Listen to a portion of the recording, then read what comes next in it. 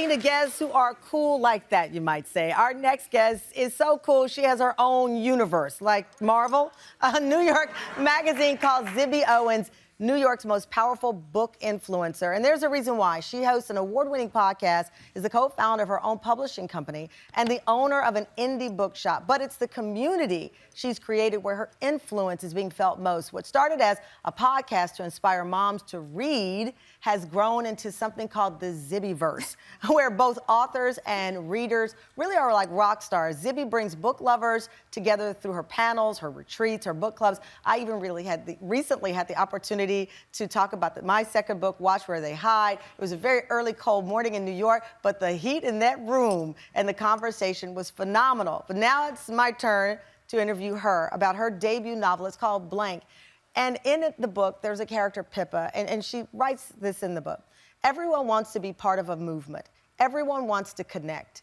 If enough people read Blank and discuss it, it will create that sense of connection. That's what books are supposed to do, connect readers to authors. I thought that was so beautiful. Please welcome to the Tam Fam, Zibby Owens. First of all, congratulations on this book. Thank you. We met, it was like November, dark, 100 cold. I go into this room, this conference, and there was a sea of women up early on a Saturday morning there to talk about books. Your start in this world, though, was very personal. Look at me moving around that set. Because you were divorced, looking for your next chapter, so to speak, and this was born. Yes, I got divorced. I have 4 kids, and I got divorced and suddenly had time every other weekend without the kids, which I wasn't used to, which was very quiet, kind of sad. And I remembered how much I loved reading and writing. I'd always wanted to be an author from the time I was a little girl. And finally, thank you. Yeah. But I think what's so touching is, you know, whether your kids move out one day, at some point, parents, moms or dads, you find yourself without that little one. Yes. And in your case, it was this breakup. And now you have this time, and you are their mom, but you're still you. And you have to figure out how to fill that space. Yes. And enter books. Enter books. Yeah. With a good book, you'll never be lonely. And so I went back to books hard, like with a vengeance, and I started reading again and writing about parenthood.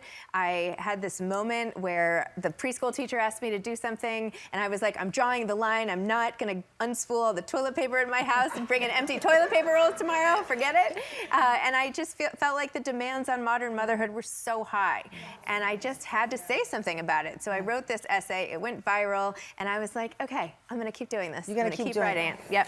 I love that.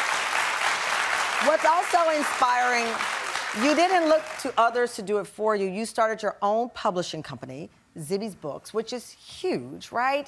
And I have this interview, you said Zibby's Books is about community, it's about connection, connecting our authors and connecting authors to readers. Sounds like Pippa, the character in Blank, but that is really what you're trying to do. You're trying to make being connected cool again.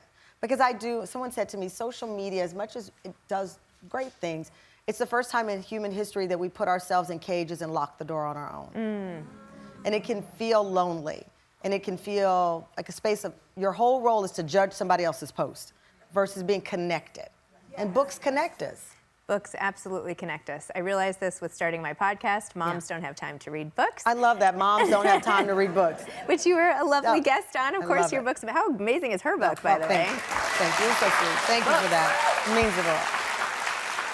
But I mean, everything you say, your words are intentional. Moms don't have time to read. You were sending a message to us. Yeah, and tongue in cheek, because if we love something enough, we'll make time for it.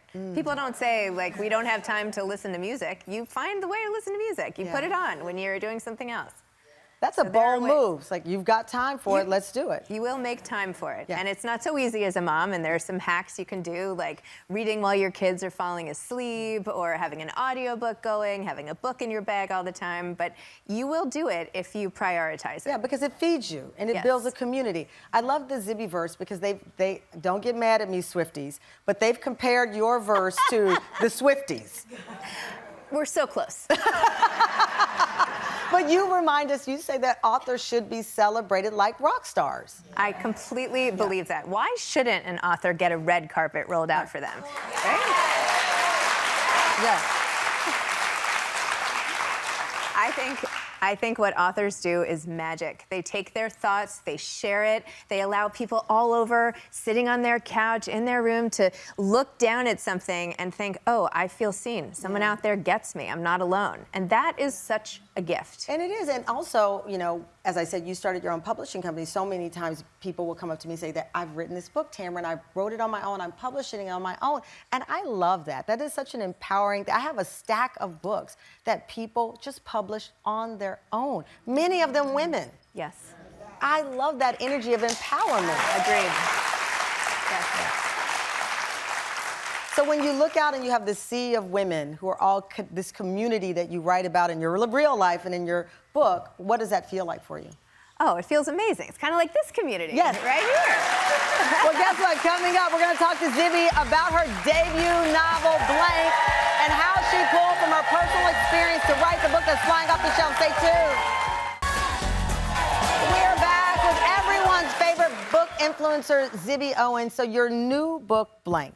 I love that the book is about family, friendship, success, and exhilarating self-rediscovery. What does that mean for you? Especially that all books are part of you, right? Everything we do, everything you create is a part of who you are. But this had something to do with your son and inspired the plot here. Yes, my son and my husband take credit for coming up with the idea for Blank, which is fine. It was really my son, but that's okay. I watched the relationship segment, so I'm not going to say that. But I was trying to come up with an idea. I've been trying to sell a novel since the first one I wrote in my 20s. Now I'm 47. It hasn't been an overnight success, let me say that. And my son suggested that I just hand it in blank. And I thought, well, that's so funny. I'll write a book about someone who hands a book in blank, and it'll be a commentary on the publishing industry. Yeah. Does it even matter what's inside of a book? Or is it the marketing that matters? And let's think about that and think about what books are being marketed to you, and are those really the best books for you? Because the best book for you is out there. That is very juicy, because as I said, so many people turn to self-publishing because they don't let you in the door or they don't do your books. I mean, when I did Jordan Manning, they said it was the first Black female crime-solving protagonist written by a Black female journalist. That's so crazy. And I was like, wait, what? Well, you know, I appreciate the applause, but I was like, I'm sure so many other people pitched that, but I happen to have a talk show. I happen to have a name. People are kept out of the room where it happens. Women are kept out of the room where it happens.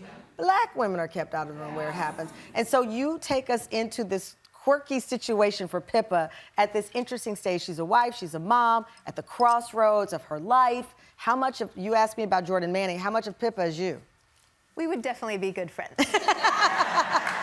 But we are not exactly the same person. But I will say, this is how I kind of talk to my kids. The kids play a huge role in the book. I think that it's so important to bring kids really into everything that you're doing. You write in the, well, Pippa says, I should say. You write, Pippa says, life doesn't usually fall apart dramatically like in the movies with a montage, clips, and boxes being packed and decisions made on the spot. Life falls apart slowly. And just as slowly, we piece it together again. One itty bit at a time, steps forward, names change, new loves discovered, new homes built, slowly, unsteadily, shakingly, and yet eventually solidly rebuilt. I really like Pippa. Pippa is fun. I really like Pippa. You would be friends with her too. I would be friends with her too. So where do you see this movement going? As I said, you've made it cool for moms to have these conversations and cool to understand that we do have time for the things we love. Absolutely. And I think what Pippa was saying there too, I got divorced. I started this whole new life in my 40s. I didn't have a platform like what you were talking about to sell a book. 20 years of freelancing meant nothing. You know, you need the new platform. And I had to find my second act in life, which so many of us do. And it's never too late to start your next chapter. Yes, I love that. I love that. Well, listen, you can find Zibby's debut novel, Blank, in bookstores nationwide. And do you have time to read? Yeah! You're all going home.